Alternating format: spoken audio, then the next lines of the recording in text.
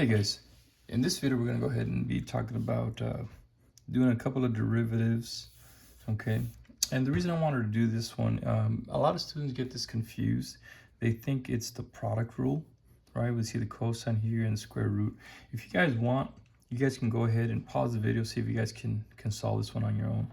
So there's only two of them, so it won't be too long of a video. But I just wanted to kind of throw out some questions that you're definitely going to see on the AP exam. All right, so the first one is f of x. Go ahead and see if you can find the derivative of this guy. All right, now remember, when it's written like this, it's actually, if you think about it, it's written like this. So it's cosine squared of x cubed minus 2x, all the whole quantity raised to the third power. So if we were to do this, okay, we would use the power rule. So bring this guy in the front. Okay, so it would become 3 times cosine, and then it would become 2 square root of x cubed minus 2x. That's the first part, okay? But then we have to use the chain rule, multiply by everything that's on the inside, okay? Now the derivative of cosine, hopefully you remember, it's negative sine of whatever this value is, which is x cubed minus 2x, okay? But since we have something on the inside of that as well, okay, we got to take the derivative of this as well, all right? So in the square root of this, hopefully you remember it's the shortcut. It'll be 1 over, so the derivative of square root of x is 1 over 2. And the square root of whatever is inside here. Okay, so which is x cubed minus 2x. Okay, but since we also have something on the inside of that, inside the square root, we have to take the derivative of x cubed minus 2x. So that's going to become 3x squared times 3x squared minus 2. All right. And that's actually the whole thing. All right. So again, when you see this, think about it as using the power rule. Bring the 3 down. Okay.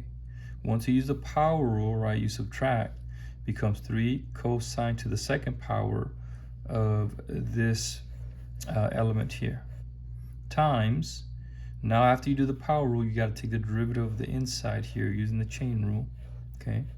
The derivative of cosine is negative sine of this, okay?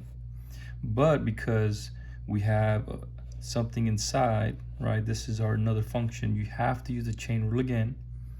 And this, take the derivative of this guy, it would be 1 over 2 square root of x cubed minus 2x. Now, it's worth noting, when you take the derivative of square root of x, it becomes 1 over 2 square root of x, okay? So if you memorize that one, it'll save you a lot of trouble, because sometimes it can be, you can use the chain rule maybe 2 times, 3 times, just like we did here. But if you notice, that's how I knew this derivative here was 1 over 2 square root of x cubed minus 2x. But then again, chain rule one more time, because we have something on the inside here. All right, and it becomes 3x squared minus 2. I won't simplify it. I'll just go ahead and leave it like that. But this is a great problem. I like to give my students problems that are harder in class than they're going to see on the AP exam, because then once they get to the AP exam, it's going to be pretty easy. All right, so that's that one. You guys can go ahead and simplify it yourself. Now, for letter B, okay, we're asked to take the derivative. All right, so if you remember, if I take the derivative in front, okay, the derivative and the antiderivative are going to simplify each other out. And our shortcut is, we're going to go ahead and substitute this here. Now we are going to be taking the derivatives here, and not only of our trig function. We don't need to take the derivative of 5, because the derivative of a constant, we're going to be subtracting a 0. Okay, so we're going to be basically plugging in and then subtracting the derivative of 5, which is 0. So a lot of teachers just say don't bother doing that. So because the derivative and the antiderivative simplify each other out, we're going to be left with this value here. But the only difference, you guys know that this is going to get substituted back in here and into the t. So it's going to become 2e to the power of sine of x, okay, plus 3 times, same thing, plug that sign back in there, 3 sine of x, but then we have to multiply it by the derivative of sine of x, which is cosine of x. And there it is. So these are two very good multiple choice questions that students, oftentimes they kind of forget the little stuff.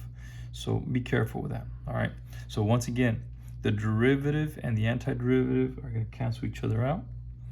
All right, so that means it's going to leave us with this function, all right? But remember, all we got to do is substitute it in. And sometimes students forget to take the derivative, all right? But after you plug it in, make sure you take the derivative. The derivative of sine is cosine. All right, guys? All right, and that's it. Hopefully that helps you guys out.